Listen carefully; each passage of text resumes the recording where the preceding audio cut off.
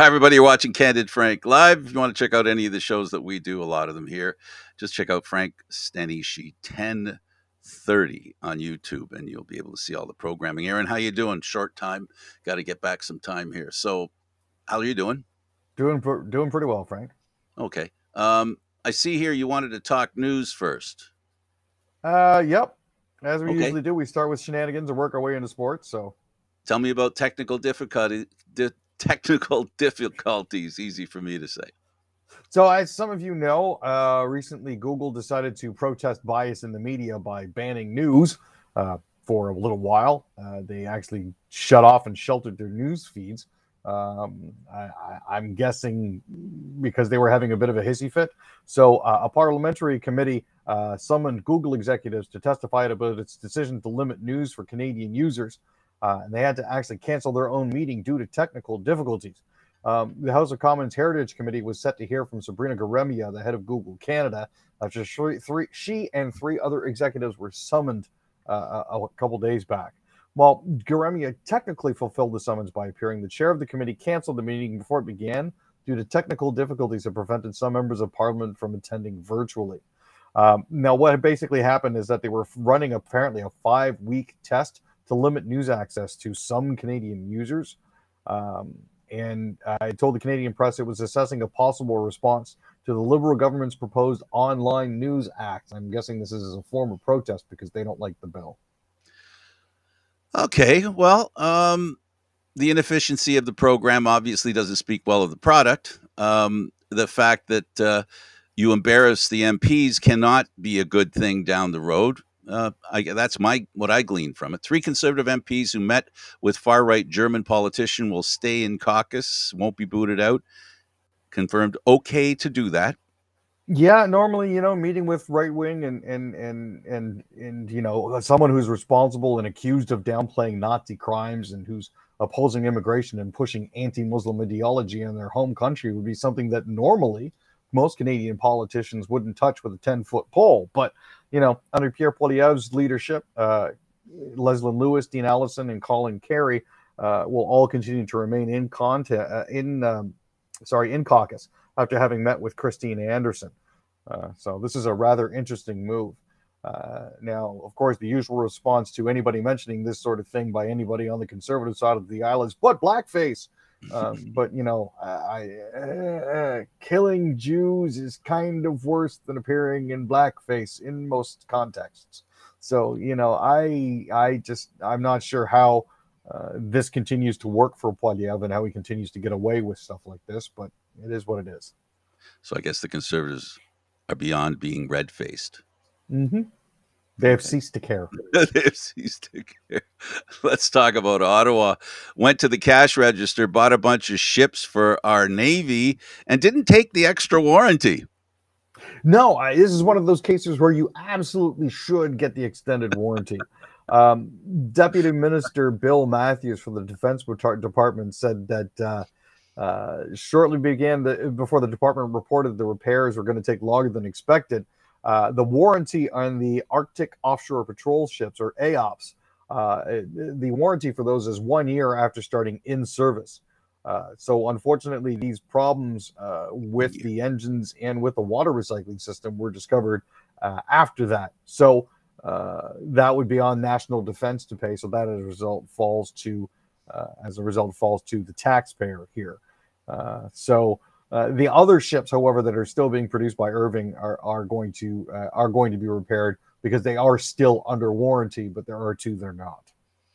So you spend billions or millions, at least, hundreds of millions or billions on equipment that only has a 1-year warranty. And these are items that, it's not like when you buy not even a car. For the most part, people who buy a car don't think they're going to drive that car for 20 years, Aaron. Fair statement? No, it's but true. Those ships, the service of, those kinds of things are in the 25-year range, some as much as 30. After all, Canada is still flying airplanes around that are 40 years old, and so are the Americans. So needless to say, they're going to get every drop of whatever that the thing they buy at that kind of price is worth. This is ridiculous. I mean, there ought to be something that the government ought to do and not get into that kind of agreement. That's the government's fault for agreeing with a 1-year warranty. Well, and here's the thing: these vessels were originally commissioned back in 2007 under the Harper government, so it's been a long time coming. This is my point. And you know full well, you buy a brand new car from all the companies. It used to be 5 year, used to be 8 years. Now it's as little as 3 years, but it's not 1 year for a car, Yeah. which isn't any more complicated or less complicated. It probably is less complicated than one of those ships. It's unbelievable. And the issue here is also some of the fittings in the drinking water system actually contain lead. That's a safety that's a safety Yeah. item. I don't Yeah, know so that should be 1 year. If there's something unsafe about it, obviously it was made wrong to begin with, and it needs to be taken care of. But we'll see how the government deals with that. It's pretty hard for them to handle that kind of stuff, it seems, or is it? We'll find out, I guess. Let's talk one way about or an another. Let's talk about an Ontario study that finds circular hockey hub vaccine Right. clinic So most efficient model. yeah, funnily enough, basically they were looking at the different ways of mass immunizations because this obviously has come to the fore in the past couple of years. But they found that mass immunization clinics in which vaccinators and volunteers moved around a circular setup of chairs with clients staying seated was actually the most efficient model. The traditional drive-through and circular hockey hub models all have different strengths. But the hockey hub style clinic was able to vaccinate the highest number of people per staff member. The idea being that, you get everybody in and seated, and you start at one person and start to inoculate them and go around the circle administering the vaccines. By the time you get around to the first person, again, their 15 minutes waiting time is up, so they can leave and they're promptly replaced, and you go around the circle again. It's the most efficient and rapid way to process. So apparently the Pablo Escobar hippos can't stop having sex. Yeah, something about these cocaine hippos, man, and they're at the point now where they've actually been dubbed cocaine hippos by the authorities in Colombia. So they're actually saying that by the end of the next 8 years, there could be almost 400 of them. So they're actually looking to move them out. There were only 4 hippos that were left at his ranch when he was fatally killed in 1993. I get fatally killed is redundant. I apologize. When he was fatally shot in 1993, there were only 4 hippos, but they've been left there to procreate. Now there's about 130, and in the next 8 years or so, there could be up to 400 of them. So, are hippos good to eat? I'm not sure, but if somebody's willing to try, we could probably corner the market. I'm just saying. I mean, unnecessarily killing animals is not my thing, but I'm a bit of a anyway. Let's go to sports and let's talk about the Canadian Football League. And there's a rumor out there, Aaron, 2025 could be a big year for Winnipeg. Not necessarily winning the Grey Cup, but there is a source that has apparently spoken on condition of anonymity, as the CFL hasn't formally unveiled the host city. We all know that the 2024 Grey Cup is going to Vancouver. The 23 Grey Cup is going to be in Hamilton. And then apparently 25 is supposed to be in Winnipeg, Manitoba. So we'll have to see how that goes. The QMJHL commissioner, Gilles Courteau, resigns after 37 years at the helm. I guess he's paid his dues. Well, he was 65 and he's announced his departure. This is actually just a year ahead of his scheduled 2024 retirement. But Courteau was in the middle of a political firestorm recently after testifying in legislature hearings on hazing rituals in hockey, where he reassured politicians that none of the allegations described in a Radio-Canada report about an Ontario Superior Court ruling involved the Q.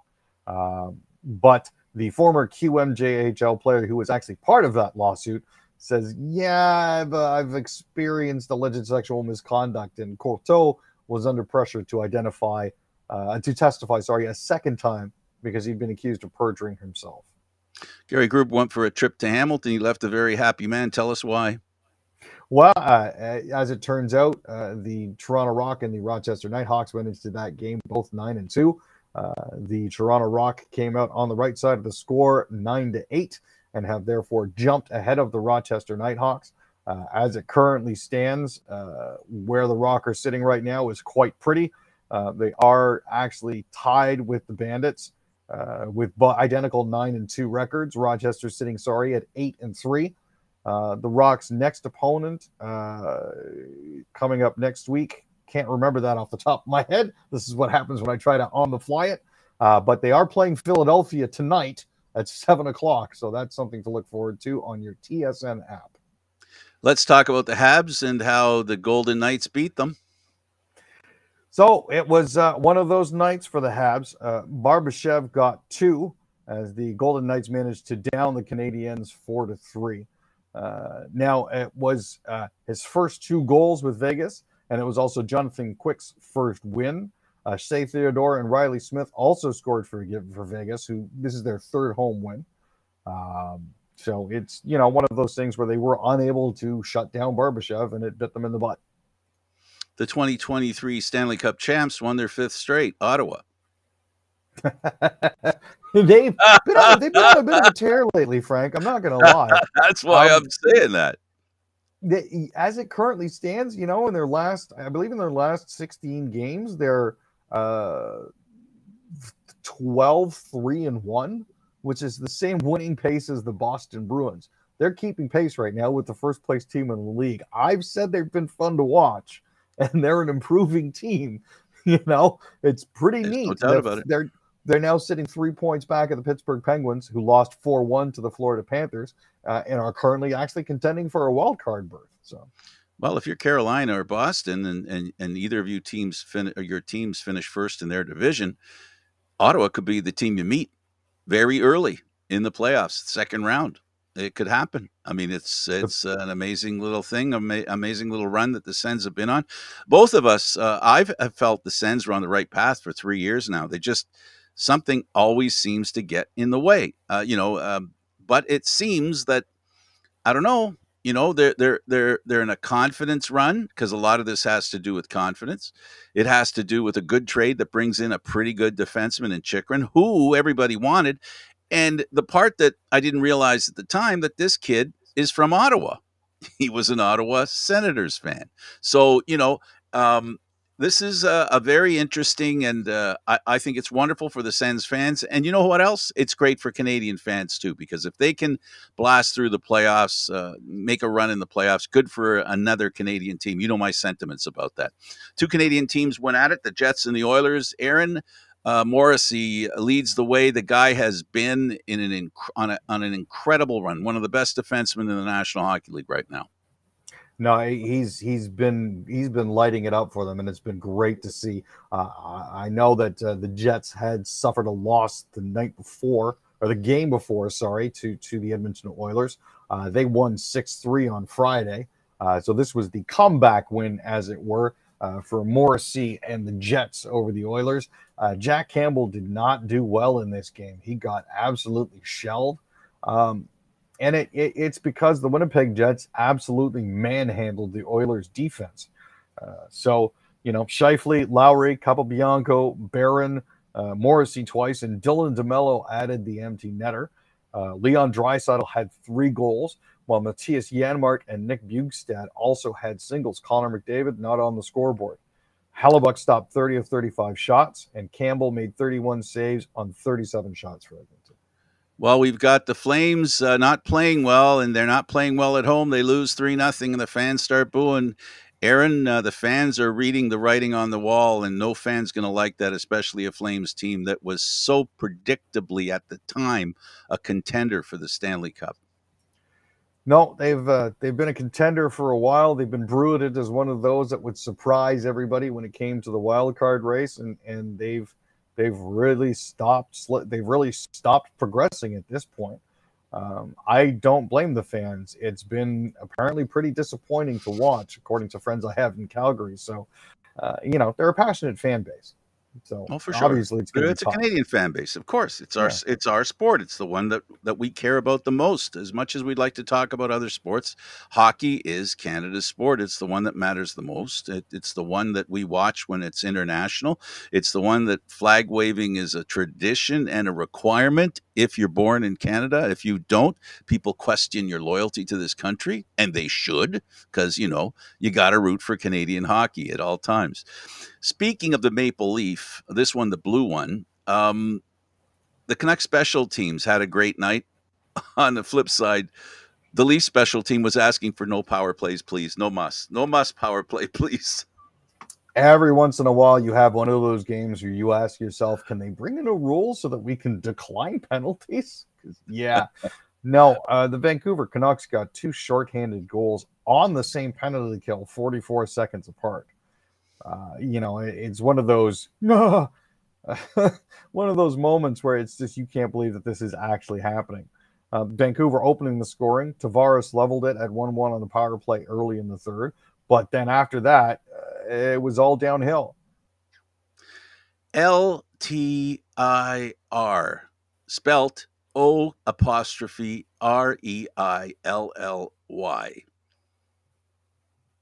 Yeah, this is one of those things that you never like to see. But O'Reilly apparently has a broken finger. He'll be out at least the next 8 weeks.